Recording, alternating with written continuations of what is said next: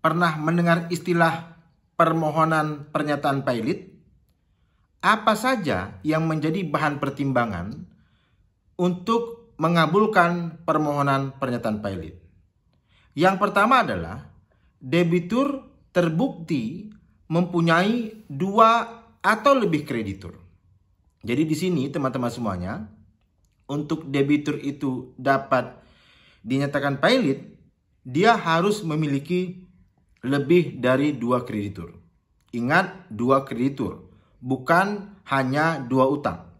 Kalau krediturnya ada 1, tetapi terhadap kreditur tersebut debitur memiliki 2, 3, atau 4 utang, itu tidak mencukupi sesuai dengan apa yang menjadi syarat teman-teman semuanya. Jadi memang minimal ada 2 atau lebih kreditur.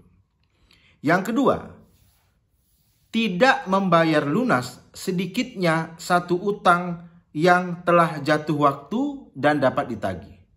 Jadi dari hutang-hutang yang dimiliki oleh debitur, ternyata debitur itu tidak membayar lunas sedikitnya 1 utang. Nah, utang yang seperti apa? Yang telah jatuh waktu dan dapat ditagih. Nanti kita akan lihat apa ukuran utang yang telah jatuh waktu, dan sebenarnya berarti ada utang yang dapat ditagih dan ada utang yang tidak dapat ditagih teman-teman semuanya. Yang ketiga, terdapat fakta dan atau keadaan yang terbukti secara sederhana. Jadi terdapat fakta atau keadaan yang terbukti secara sederhana, yaitu 1. Ada 2 kreditur atau lebih, teman-teman semuanya. Jadi ada 2 atau lebih kreditur. Yang kedua, tidak membayar lunas utang yang telah jatuh waktu dan dapat ditagih. Dan yang ketiga, adanya utang dapat dibuktikan oleh pemohon. Bagaimana Pak ketika debitur mengakui punya hutang, tetapi ada perbedaan antara jumlah utang yang diakui oleh debitur dengan yang diklaim oleh kreditur? Nah, teman-teman semuanya, berikutnya disampaikan bahwa perbedaan jumlah utang tidak menghalangi untuk dikabulkannya permohonan pilot. Ya. Nah, tadi sudah saya sebutkan mengenai bahwa hutang yang dapat menjadi dasar pengajuan permohonan pernyataan pilot adalah sudah jatuh waktu dan dapat ditagih, teman-teman semuanya. Nah, bagaimana menentukan telah jatuh waktu tersebut? Yang pertama, jika dicantumkan dalam perjanjian, maka yang diacu adalah apa yang tercantum dalam perjanjian tersebut, termasuk percepatan jatuh waktu atau akselerasi. Yang kedua, jika terkait dengan putusan pengadilan, maka adanya putusan pengadilan atau putusan arbitrase yang telah berkekuatan hukum tetap.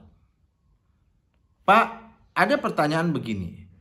Kalau ada perjanjian, tapi di dalam perjanjian tersebut tidak disebutkan mengenai kapan jatuh waktu atau jatuh temponya sebuah utang tersebut, teman-teman semuanya. Maka di sini dikatakan, apabila tidak dicantumkan dalam perjanjian atau tidak ada kesepakatan tentang jatuh waktu, maka jatuh waktu ditentukan pada saat utang tersebut ditagih, teman-teman semuanya. Jadi inilah yang menjadi bahan pertimbangannya. Yang pertama adalah debitur terbukti mempunyai 2 atau lebih kreditur.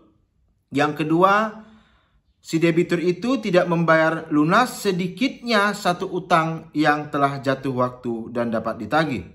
Dan hutang itu dapat dibuktikan oleh pemohon, teman-teman semuanya. Ya, walaupun ada perbedaan antara jumlah utang yang diklaim atau diakui oleh para pihak, itu tidak menghalangi untuk dikabulkannya permohonan pilot.